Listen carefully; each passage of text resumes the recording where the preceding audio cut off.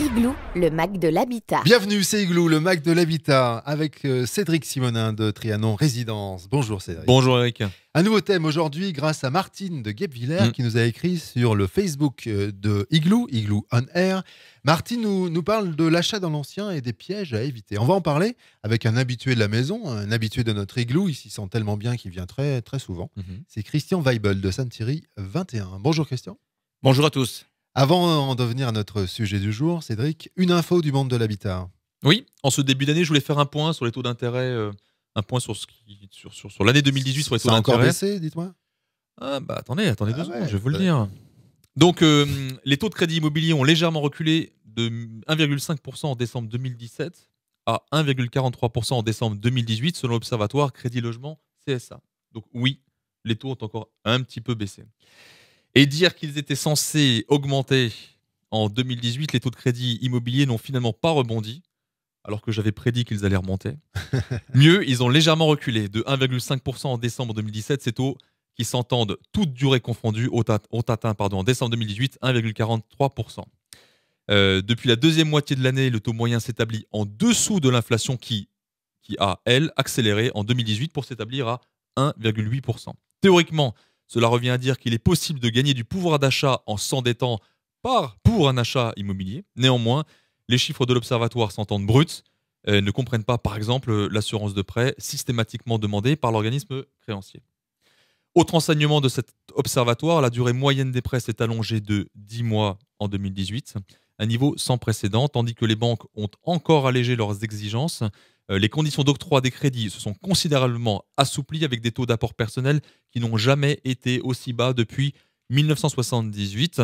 Un mouvement qui dure depuis 2012 et s'est accéléré à partir de 2018, assure l'Observatoire. Et ça, c'est plutôt une bonne nouvelle de nos amis banquiers. Un petit apport perso, des taux très très bas, c'est le moment d'acheter, pourquoi pas. Alors si vous avez envie d'acheter dans l'ancien, ça sera notre thème du jour, il y a des pièges à éviter. C'est la question de Martine de Guebwiller. On va la traiter avec Christian Weibel, Sainte-Thierry 21, votre agence à Cronenbourg. Merci de faire partie de cette équipe d'Igloo. C'est un plaisir pour moi. Et c'est une question qui revient souvent, les pièges à éviter pour les achats dans l'ancien, Cédric. C'est une question qui vient souvent parce qu'on n'est pas sachant et on n'achète pas un bien immobilier dans l'ancien tous les 4 matins. Donc on a voulu traiter ce sujet avec Christian. Donc Christian, je lance le sujet. Quels sont les pièges à éviter quand on achète dans l'ancien pour une maison et on traitera après pour un appartement en copropriété? Alors, sujet très vaste, on s'en doute.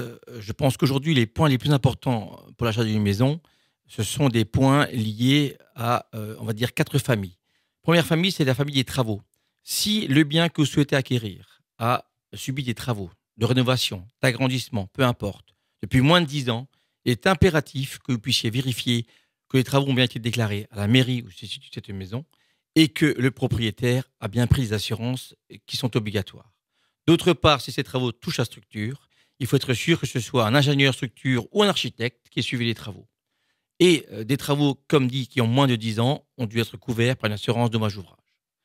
La deuxième famille de contrôle à faire pour l'achat d'une maison, c'est la partie assainissement. Aujourd'hui, sur l'Eurométropole, aucun problème. Mais si vous achetez une maison à la campagne, il faut être sûr que votre maison est bien reliée à un assainissement qui soit public.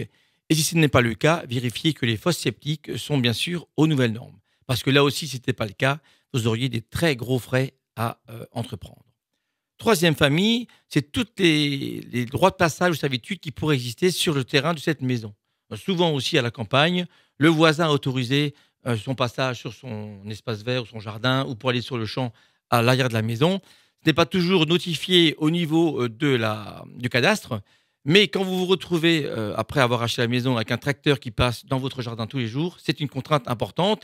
Et c'est souvent des choses qui ont été décidées 30 ans en arrière, donc opposables à l'acquéreur.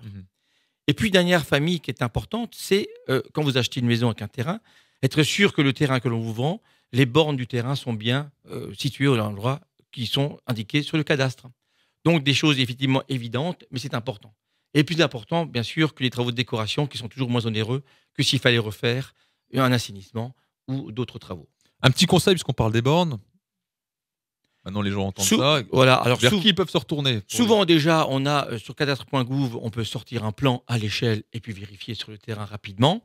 Et puis, il y a souvent aujourd'hui aussi la mairie qui peut être le référent pour poser les bonnes questions par rapport au bornage.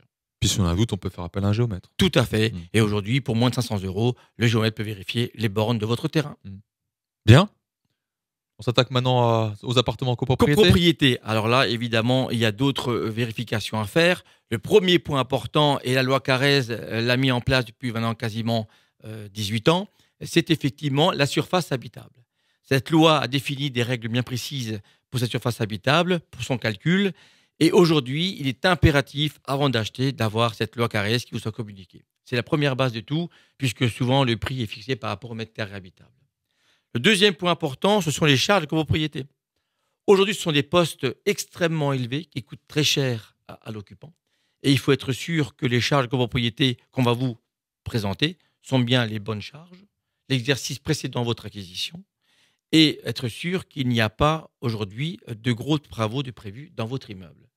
Parce que cela va bien sûr impacter votre budget et ça va également vous obliger peut-être à faire un prêt complémentaire, ce qui est à éviter impérativement. Donc aujourd'hui, quand vous achetez dans de l'ancien, vérifiez bien qu'ils n'y ont pas voté des travaux de copropriété, toiture, isolation extérieure, importants, sachant qu'il y a une règle d'or, tous les travaux votés avant la vente sont à la charge du vendeur, tous les travaux qui seraient votés après la vente sont à la charge de l'acquéreur.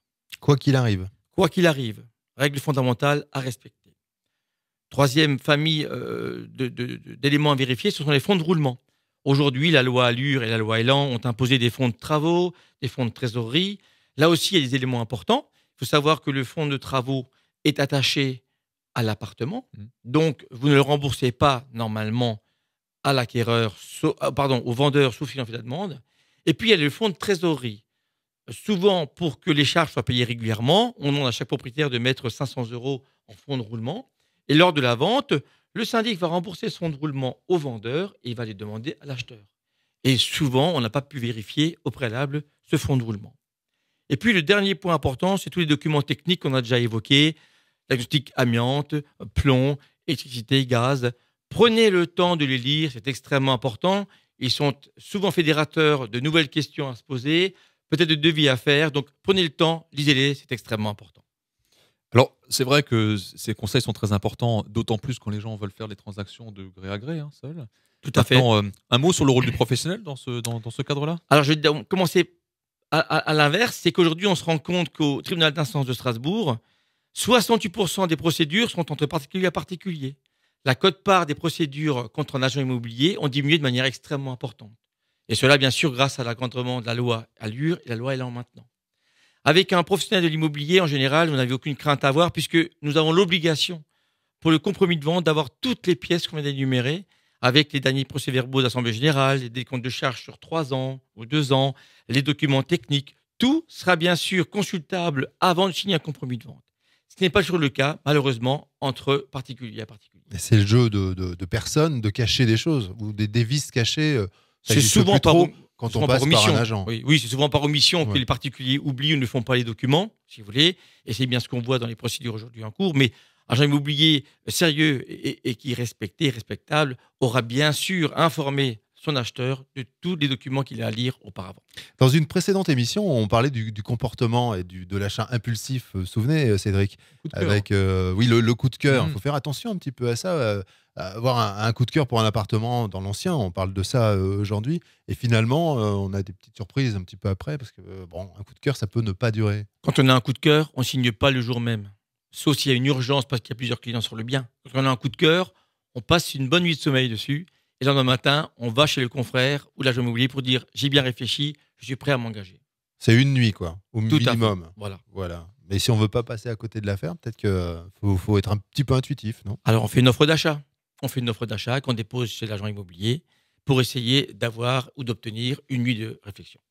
Ok, on a fait le tour des points. Oui, on a fait le tour. Alors on va les résumer. Les points de vigilance, enfin les pièges à éviter quand on achète dans l'ancien, Christian Weibel. Alors, pour les maisons, je récapitule rapidement. Les travaux de moins de 10 ans, attention aux assurances dommages d'ouvrage. L'assainissement, est-ce qu'il est conforme? Y a-t-il un droit de passage ou des servitudes sur le terrain? Attention au bornage. Et pour les appartements copropriété, on vérifie bien la loi Carrez. Est-ce qu'il y a des travaux votés en copropriété qui vont impacter le prix de l'appartement? Est-ce qu'il y a un fonds de roulement, un fonds de travaux? Et bien sûr, les documents techniques qu'on va consulter. Merci infiniment, c'était très clair, très précis. Comme d'habitude avec vous, Christian. Bonjour à tout le monde du côté de Sainte-Turie 21. Bonjour à tout le monde du côté de Tréhanon-Zidane. J'y manquerai C'est pas Rick non plus. Simonin. Et à très vite dans une prochaine émission Igloo, le Mag de l'Habitat. Igloo on Air, c'est sur Facebook et sur topmusic.fr. Évidemment, pour retrouver toutes les émissions en intégralité. Merci messieurs. Merci. À bientôt. Salut. Igloo, le Mac de l'habitat.